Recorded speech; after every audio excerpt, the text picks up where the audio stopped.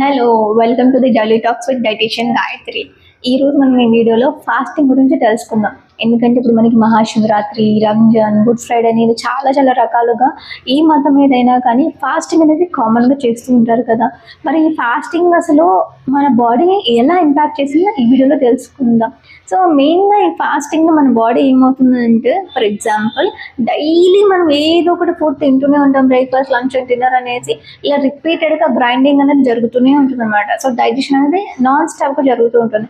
అలాంటి డైజెస్టివ్ సిస్టమ్కి one full day మనం ఎప్పుడైతే బ్రేక్ ఇస్తామో అది ఇంకా గ్రైండ్ చేయడానికి ఏం లేదు కాబట్టి ఏం చేస్తుంది, లోపల ఆల్రెడీ డిపాజిట్ అయిన toxins, waste material, what ever the stuff వాటిని క్లీన్ చేయడానికి, డీటాక్స్ చేయడం మీద ఎక్కువ ఫోకస్ చేస్తుంది అనమాట. సో ఈ ఫోకస్లో మనం ఏంటి, మన బాడీకి కొంచెం సపోర్ట్ కూడా ఇవ్వాలి కదా, అది మన హైడ్రేషన్ అనమాట.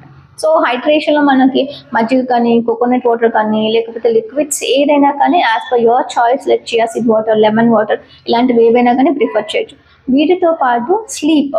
ఎప్పుడైనా సరే ఫాస్టింగ్లో ఉన్నప్పుడు టూ మచ్ టెన్షన్స్ తీసుకోవద్దు అనేసి మెయిన్గా చెప్తూ ఉంటాం. బికాజ్ అసలు ఫాస్టింగ్ ఇచ్చేదే మనం బాడీకి రెస్ట్ ఇవ్వడానికి, అది బాడీకైనా మైండ్కైనా సరే. కాబట్టి ఈ టైంలో టూ మచ్గా స్ట్రెస్ తీసుకోకుండా కామ్ అండ్ కూల్గా మీ ఫోకస్ అంతా కూడా మీరు ట్రెడిషనల్గా చేసే పని అయితే మీ గాడ్స్ మీద ఫోకస్ చేయండి. లేదు క్యాజువల్గా చేసే పని అయితే just focus on some entertainment things అనమాట, మిమ్మల్ని మీరు రిలీఫ్గా ఉంచుకోవడానికి.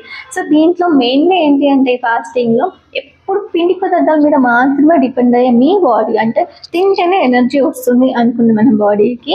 ఒక్కసారిగా మనం ఫుడ్ ఇవ్వకపోతే ఏం జరుగుతుంది, ఒక్కసారిగా బ్రేక్ డౌన్ ఏం అయిపోదు.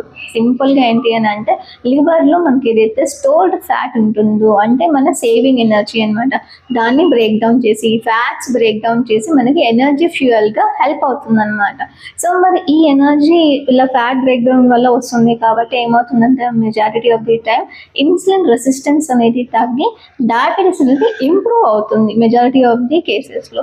సో మరెందుకు ఆలస్యం, ఇలాంటి ఫాస్టింగ్లో మనకి ఎన్ని బెనిఫిట్స్ ఉన్నాయి ఏంటి అనేసి అర్థమైంది కదా. ఇప్పుడు ఎలా చేయాలి ఏంటి అని కూడా తెలిసింది కాబట్టి don't forget to follow me on Instagram and YouTube channel. Thanks for your watching.